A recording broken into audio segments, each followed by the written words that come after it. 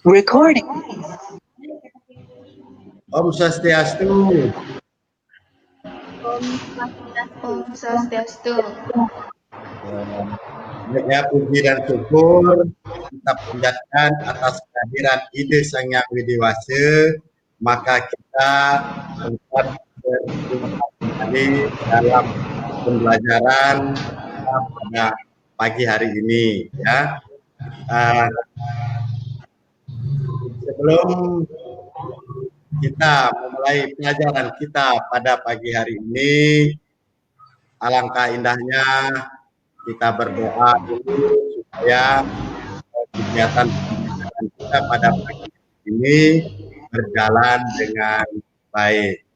Nah, di sini Bapak persilahkan untuk kita silakan. Marilah kita berdoa sebelum memulai pelajaran. Berdoa mulai.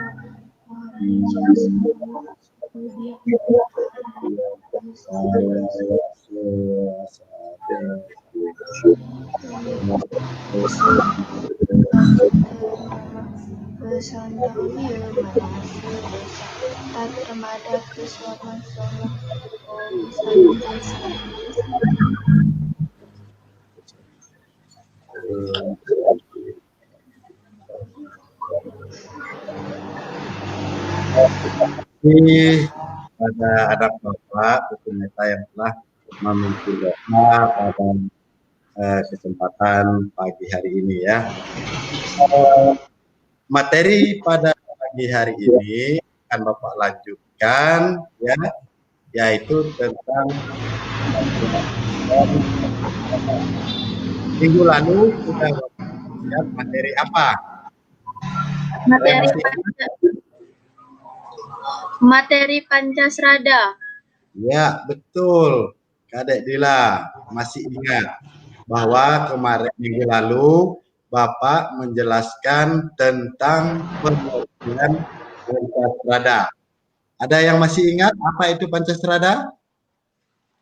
Pancasrada artinya 5 keyakinan umat Hindu. Bagus ya, betul sekali Putu Meta. Di mana Pancasrada itu adalah 5 dasar atau keyakinan menurut ajaran agama Hindu ya. Itu materi yang telah Bapak sampaikan minggu lalu. Baiknya sekarang Bapak akan lanjutkan ke bagian-bagian Pancasrada. Apa saja yang termasuk dalam bagian-bagian Pancasrada itu. Namun sebelumnya Bapak cek kehadiran dulu. Kadek Dila. Hadir, Pak. Ya. Putu Kartika Dewi. Hadir, Pak.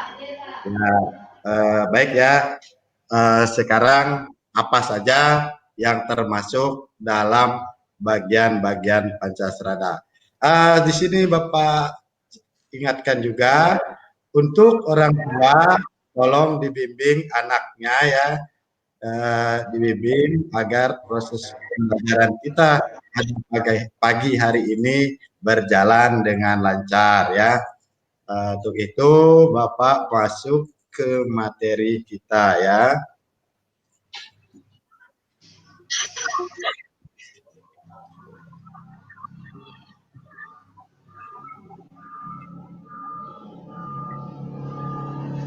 Itu lihat di layarnya. Oh, Kadek Dila, apakah sudah melihat di layarnya? Sudah, ya. Bagaimana dengan Putu Kartika Dewi? Sudah melihat? Sudah, Pak. Ya. Apa yang tadi bahwa Bapak akan membahas tentang bagian-bagian dan penjelasan masing-masing bagian pada itu. Apa saja itu? Ya, yang pertama, kepercayaan itu disebut merupakan dalam keyakinan yang dikenal dengan Pancasrada, yaitu 5 keyakinan dan juga hidup. Nah, bagian-bagiannya itu yang terdiri dari satu, ya, percaya dengan adanya ide Sang Hyang Widi Wase atau disebut dengan Widi Strada. Kemudian bagian yang kedua disebut dengan percaya dengan adanya Atman atau Atma Strada. Kemudian percaya dengan adanya Karma Pala atau disebut dengan Karma Pala Strada.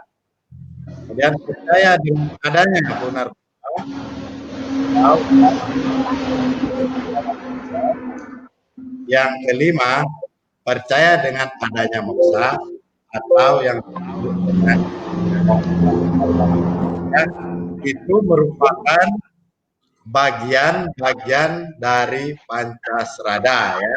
Ingat ya, percaya dengan adanya ide Sang Hyang Widi, percaya dengan adanya Karma Pala, percaya dengan adanya Punarbawa, dan percaya dengan adanya moksa. Ya. Sekarang Bapak bahas satu persatu pengertian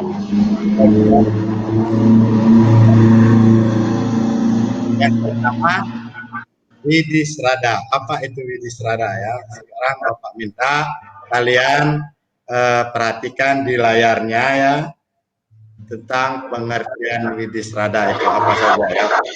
Baik ya, Widi Strada adalah keyakinan atau kepercayaan tentang kebenaran ide Sang Hyang Widi. Saya ulangi sekali lagi, Widi Strada adalah keyakinan atau kepercayaan tentang kebenaran adanya ide Sang Hyang Widi.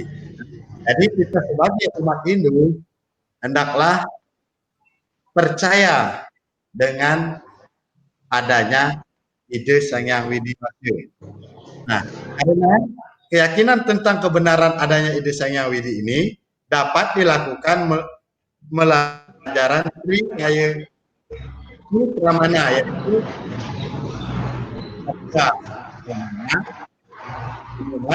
Pramana dan Pratyaksa Pramana.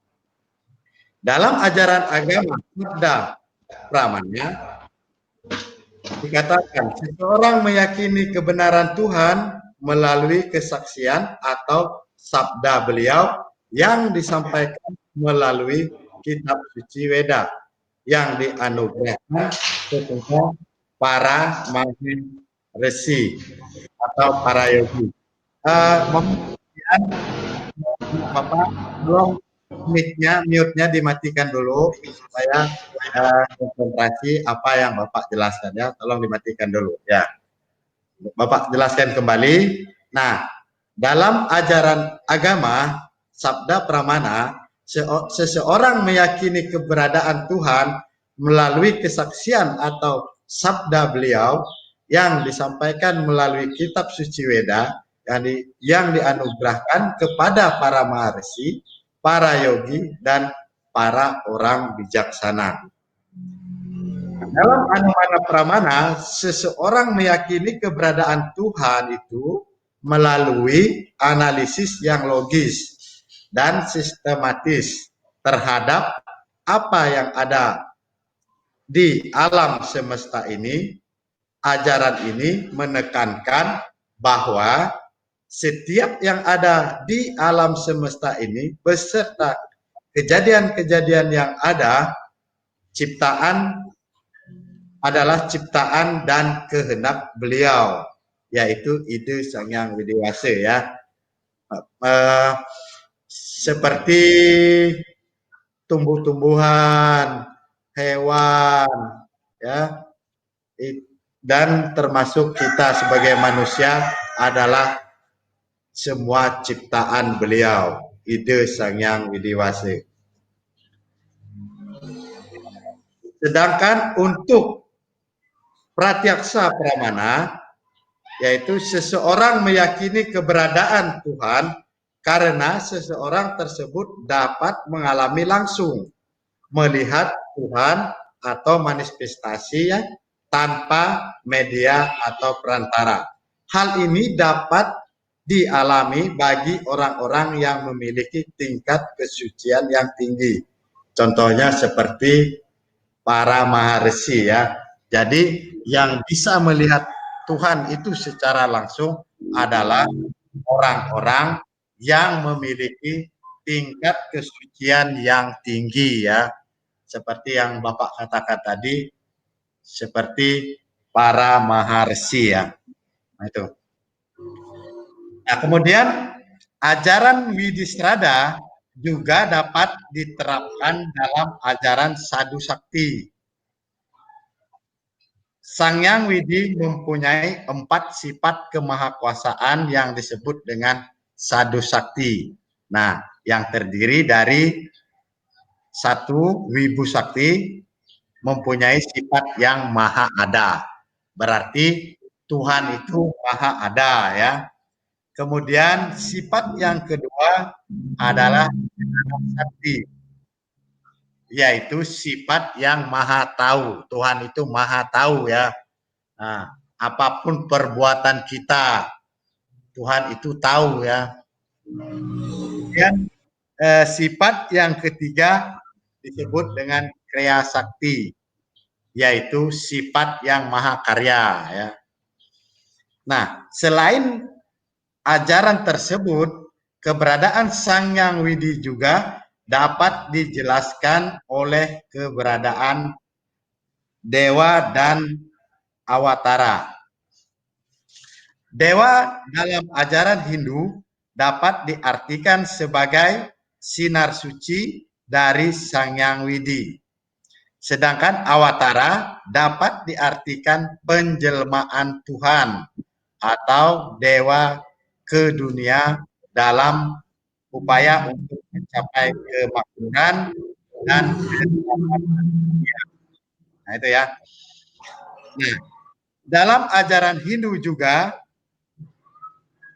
Brahman dapat diwujudkan dalam 2 sifat, yaitu disebut dengan Saguna Brahman dan Nirguna Brahman. Saguna Brahman adalah Tuhan yang Maha Esa digambarkan sebagai pribadi dan dibayangkan dalam wujud yang Maha Agung oleh alam pikiran manusia secara empiris.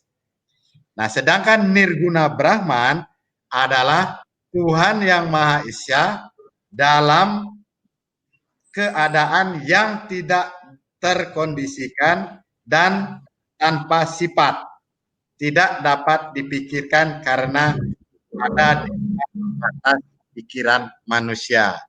Ya, itu tentang penjelasan Widisrada, ya. Anak-anak Bapak bisa dimengerti tentang Widisrada? Bisa, Pak. Ya, bahwa kita sebagai umat Hindu harus meyakini dengan adanya Tuhan Ide Sang Hyang Widi Wase. Karena Sang Hyang Widi Wase menciptakan semua yang ada di alam semesta ini. Ya,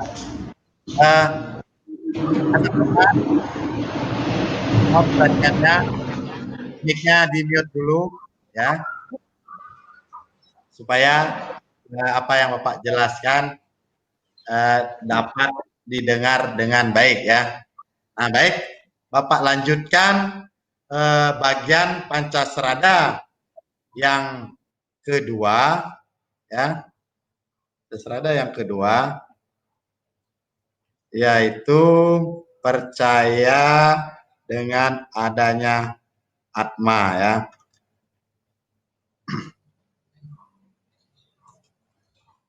Percaya dengan adanya Atma, ya, atau disebut dengan Atmasrada. Apa itu Atmasrada, ya? Mohon diperhatikan penjelasan Bapak. Yang dimaksud dengan Atmasrada itu adalah keyakinan tentang kebenaran adanya Atma. Percaya dengan adanya Atma artinya bahwa setiap makhluk hidup di dunia ini adalah ciptaan Tuhan dan bagian dari Tuhan. Atma itu sendiri merupakan sinar suci, ya. Atma itu merupakan sinar suci atau bagian terkecil dari Brahman atau dari Tuhan, ya. Jadi Atman itu adalah percikan terkecil dari Brahman atau ide Sang Hyang Widi Wase. Nah, setiap yang bernapas di dunia ini, ya, memiliki Atman sehingga mereka bisa hidup. Atman adalah sumber hidupnya semua makhluk hidup, baik manusia, hewan, dan tumbuhan. Semua itu mempunyai Atman, ya. Coba dibayangkan, kalau Atman yang ada dalam tubuh kita ini tidak ada Atman, maka apa yang terjadi? Kita sendiri pun akan mati, ya. Nah, dengan adanya Atman di dalam tubuh kita ini, maka kita dapat hidup, ya, dan seperti melakukan aktivitas yang seperti yang kita lakukan pada saat ini, ya. Nah, itu tentang pengertian bagian Pancasrada yang kedua, yaitu Atmasrada. Nah, baik, ya. Selanjutnya bagian Pancasrada yang ketiga itu disebut dengan Karma Pala atau disebut dengan Karma Palasrada, ya. Apa saja bagian-bagian Karma Palasrada, ya, nanti Bapak akan jelaskan, ya. Nah, sekarang Bapak jelaskan apa itu Karma Pala. Karma Palasrada adalah keyakinan tentang kebenaran adanya karma pala atau hasil perbuatan. Nah, jadi hendaknya kita sebagai umat Hindu juga percaya dengan adanya hukum karma pala ini, ya. Nah, setiap perbuatan baik atau disebut dengan susila atau perbuatan buruk atau yang disebut dengan asusila yang kita lakukan pastinya nanti akan mendapatkan hasil yang sesuai dengan yang kita perbuat. Perbuatan baik yang kita tanam, maka hasil yang kita petik pun adalah hasil yang baik pula. Nah, sebaliknya juga apabila kita berbuat yang tidak baik, maka kita akan menerima hasil yang tidak baik pula. Karma pala inilah yang akan membawa roh kita setelah meninggal akan mendapatkan tempat yang bagaimana ya, misalnya tempatnya yang kalau di dalam agama Hindu disebut dengan neraka atau disebut dengan surga ya. Nanti Bapak kupas ya di dalam bagian-bagian baca serada berikutnya. Nah, jadi karma pala inilah yang akan membawa roh kita setelah meninggal akan mendapatkan tempat yang bagaimana ya, seperti Bapak jelaskan tadi. Nah, jadi Sangyang Yamadipati sebagai dewa Dharma tentunya akan mengadili setiap manusia sesuai dengan perbuatannya selama masih hidup di dunia. Nah, apakah akan mendapatkan surga ataupun neraka ya. Jadi yang bertugas di situ adalah dewa Sangyang Yamadipati ya. Itu akan mencatat perbuatan-perbuatan kita di dalam kehidupan ini ya. Itu tidak bisa dibohongi ya. Nanti semua itu perbuatan kita baik buruknya itu ada catatannya ya. Nah, itu pengertian karma pala ya. Nah, kemudian karma pala ini ada bagian-bagiannya ya. Nah, yang pertama disebut dengan sancita karma pala. Sancita karma pala ini mempunyai arti bahwa perbuatan terdahulu yang belum sempat kita nikmati, maka akan kita nikmati pada kelahiran sekarang ya. Nah, itu ya. Jadi perbuatan kita pada kehidupan terdahulu, di situ kita belum menikmati, maka di kelahiran sekarang inilah yang akan kita nikmati ya. Nah, itu baik perbuatan baik atau perbuatan buruk. Nah, di sinilah, di kelahiran inilah yang akan kita nikmati karmanya ya. Nah, itu disebut dengan sancita karma pala. Kemudian berikutnya disebut dengan prarabdha karma pala. Prarabdha karma pala ini mempunyai arti bahwa perbuatan sekarang dinikmati secara langsung. Nah, ini sifatnya dinikmati secara langsung. Bapak ambil contoh, misalkan kita misalnya menanam padi ya. Ambil contohnya kita menanam padi. Padi itu kita tanam, kita rawat, setelah berbuah kita panen ya, kemudian kita masak untuk dijadikan nasi, lalu kita makan. Nah, jadi perbuatan dinikmati secara langsung bahwa kita menanam padi, hasilnya pun kita langsung menikmati ya pada kehidupan kita sekarang ini. Nah, itu yang dikatakan dengan prarabdha karma pala. Sifatnya langsung ya, perbuatan dinikmati secara langsung. Beda halnya dengan sancita karma pala tadi. Kalau sancita karma pala tadi, perbuatan kita pada kehidupan yang lalu, kita nikmati kehidupan sekarang ini ya. Nah, Bapak lanjutkan lagi. Yang ketiga yaitu kriyamana karma pala. Kriyamana karma pala ini mempunyai arti bahwa perbuatan sekarang yang belum sempat kita nikmati, maka akan kita nikmati pada kelahiran yang akan datang ya. Nah, jadi misalnya kita selalu berbuat baik pada kehidupan sekarang ini ya. Nah, sudah kita berbuat baik, kita sering berdana punya, sering membantu teman yang dalam kesusahan ya. Kita rajin bersembahyang, kemudian kita menurut kepada orang tua, kepada guru kita, ya. Tapi belum sempat kita menikmati, lalu kita meninggal. Nah, karma yang baik ini kita akan nikmati pada kehidupan kita yang akan datang, ya. Nah, itu yang dikatakan dengan kriyamana karma pala. Jadi intinya di sini ya, bagian dari karma pala ini yang harus anak Bapak ingat, yaitu sancita karma pala ini ya, kemudian prarabdha karma pala dan kriyamana karma pala ya. Nah, itu ya hukum karma pala yang kita percayai di dalam umat Hindu ya. Nah, itu tentang karma pala.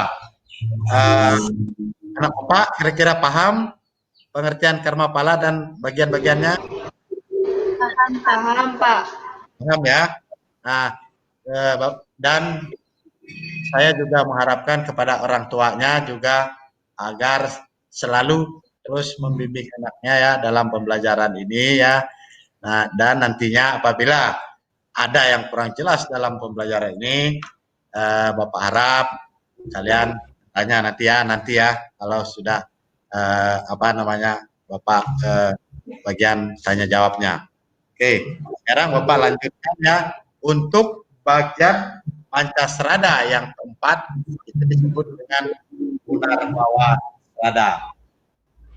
Apa itu Punarbawa Srada? Nah, coba Bapak Putu Meta coba dibacakan Punarbawa itu apa sih Punarbawa? Punarbawa Srada adalah keyakinan tentang kebenaran adanya kelahiran yang berulang-ulang. Ya, cukup. Ya, itu ya. Bahwa pengertian Punarbawa Srada itu adalah di mana kita sebagai umat Hindu percaya dengan adanya Punarbawa ini karena Punarbawa ini mempunyai arti kelahiran yang berulang-ulang. Nah, dalam artian ini, kenapa kita sebagai umat Hindu, sebagai manusia ini dilahirkan berulang kali ya.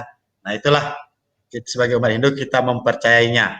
Nah, karena ya sesuai dengan karmanya tadi, apabila di dalam hidupnya karmanya asusila, berarti karmanya kurang baik, maka seseorang itu akan dilahirkan kembali ke dunia ini ya.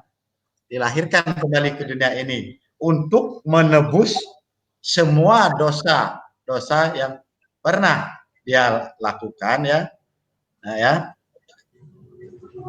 Sehingga nantinya bila dia sudah memenuhi ajaran Dharma, maka nanti dia tidak dilahirkan kembali.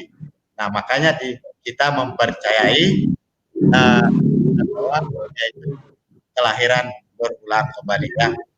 Nah, dari katanya punar ini berarti musnah ya atau hilang. Sedangkan bawah berarti tumbuh atau lahir menjadi punar bawah. Apa? Tumbuh atau lahir. Jadi punar bawah berarti lahir berulang-ulang atau disebut dengan reinkarnasi atau disebut dengan penitisan kembali atau disebut dengan samsara. Nah, itu ya. Jadi kelahiran ini disebabkan oleh karma di masa kelahiran yang lampau. Jangka perbatasan dari semasa tergantung dari perbuatan baik kita di masa lampau. Yang akan datang disebut dengan nagata dan yang sekarang atau disebut dengan Vartamana. Nah, itu ya. Adapun punarbawa tersebut merupakan suatu penderitaan oleh karma wasana dari kehidupan kita yang silih berganti. Tetapi janganlah memandang punarbawa tersebut adalah negatif ya. Karena melalui punarbawalah kita akan memperbaiki diri demi tercapainya tujuan kesempurnaan yang kita inginkan. Nah, itu ya. Kemudian bagian Pancasrada yang terakhir itu disebut dengan moksa. Ya, apa itu moksa? Coba Kadek Dila bacakan moksa itu apa artinya? Maaf Pak, di sini nggak tertera gambarannya. Belum terlihat ya? Enggak, belum terlihat. Kalau tempat Putu Meta kelihatan? Kelihatan, Pak. Ya, apa itu? Pancasrada. Moksa Srada adalah keyakinan tentang kebenaran adanya moksa. Ya, bagus ya. Jadi Pancasrada itu adalah keyakinan tentang kebenaran adanya adanya moksa ya. Di mana moksa berasal dari bahasa Sanskerta yaitu muk yang artinya bebas dari ikatan duniawi, di mana jiwatman telah bebas dari siklus kelahiran dan kematian. Moksa inilah yang menjadi tujuan terakhir umat Hindu. Nah, itu ya. Jadi seperti yang Bapak jelaskan sebelumnya tadi, apabila karma wasana kita baik ya, sesuai dengan dharma ajaran agama, maka kita tidak akan dilahirkan kembali, melainkan kita sudah mencapai yang namanya moksa srada, yaitu atma kita sudah menyatu dengan Brahman ya. Nah, itu. Nah, kemudian ada pertanyaan ya? Ada pertanyaan? Ada Pak. Ya, silakan. Apakah setiap orang meninggal atmanya mencapai moksa? Ya Pak. Ya, baik. Pertanyaan yang cukup bagus ya. Apakah setiap orang meninggal atmanya mencapai moksa? Nah, jadi seperti yang Bapak jelaskan tadi ya, bahwa itu tergantung dengan karma wasananya masing-masing ya. Kalau karma wasananya di dalam semasa hidupnya berbuat asusila atau perbuatan kurang baik ya, maka dia tidak akan mencapai moksa ya. Nah, sebaliknya apabila di dalam kehidupannya berbuat susila sesuai dengan ajaran dharma, maka dia tidak akan dilahirkan kembali. Paham apa yang Bapak jelaskan? Paham Pak. Iya. Kemudian ada lagi pertanyaannya?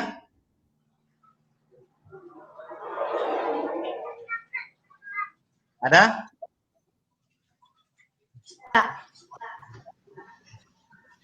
Ada lagi? Ada Pak. Ya, silakan. Bagaimana cara atau jalan untuk menuju moksa, Pak? Ya, bagus pertanyaannya ya. Bagaimana cara agar kita bisa mencapai moksa itu ya. Nah, di dalam agama Hindu itu mengenal dengan adanya catur marga. Bahwa catur marga ini mempunyai arti 4 jalan atau cara untuk menghubungkan diri kepada ide Sang Hyang Widi Wasa atau Tuhan Yang Maha Esa. Nah, jadi jalan kita untuk menuju moksa yaitu dengan catur marga yang terdiri dari bakti marga, di mana bakti marga ini adalah suatu cara atau jalan untuk menghubungkan diri dengan ide Sang Hyang Widi beserta manifestasinya dengan cara sujud bakti, menyucikan pikiran, menggunakan kebesarannya dan menghindari diri dari segala perbuatan tercela. Ya, itu salah satunya. Kemudian karma marga. Karma marga ini adalah cara atau jalan untuk mencapai moksa dengan cara pengabdian atau kerja tanpa pamrih ya. Jadi kita bekerja jangan mengharapkan imbalan ya. Hendaklah kita bekerja tanpa pamrih ya. Nah itu jalan yang kedua. Kemudian jalan yang ketiga, jenana marga. Di mana jenana marga adalah jalan untuk mencapai moksa dengan ilmu pengetahuan. Nah, unsur pengetahuan sangat ditekankan dalam ajaran ini. Seseorang yang menganut ajaran jenana marga harus dapat membedakan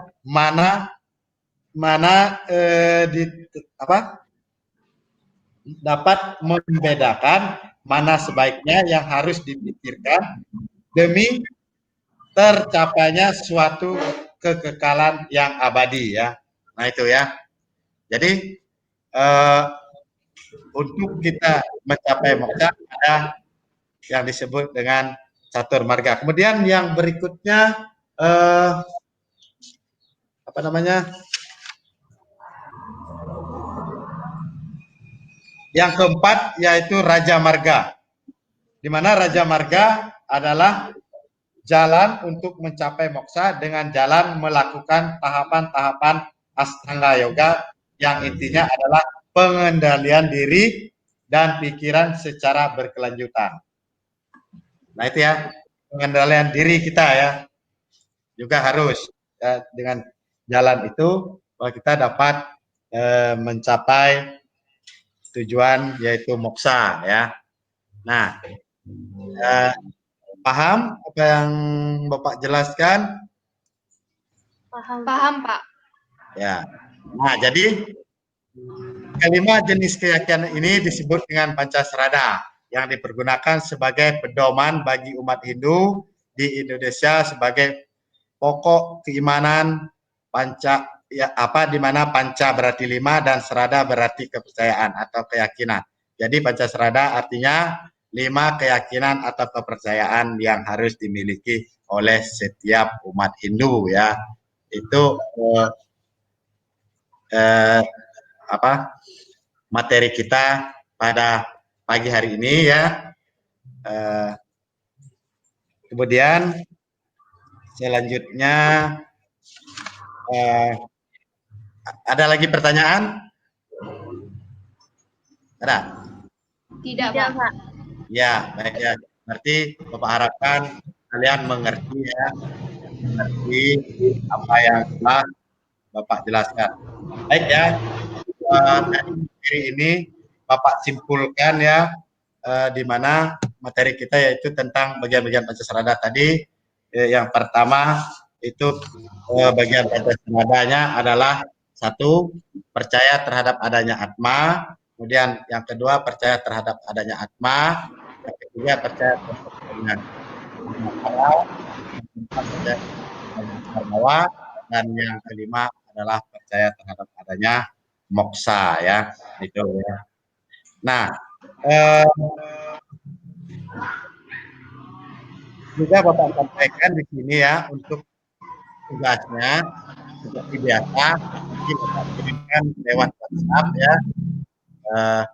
Nanti Bapak share di WhatsApp, Bapak minta kerjakan soal-soal yang telah Bapak share nanti.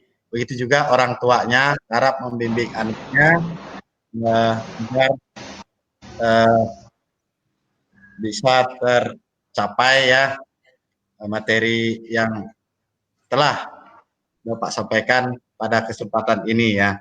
Nah kemudian kalau tidak ada pertanyaan lagi, oh iya ya, maaf untuk materi yang akan datang ya, Bapak akan yang pertama kan sudah Bapak jelaskan pengerjaan Pancasrada.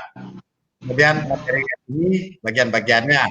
Nah minggu depan Bapak akan menjelaskan apa saja contoh-contohnya ya, contoh-contoh Pancasila itu apa ya. Itu contoh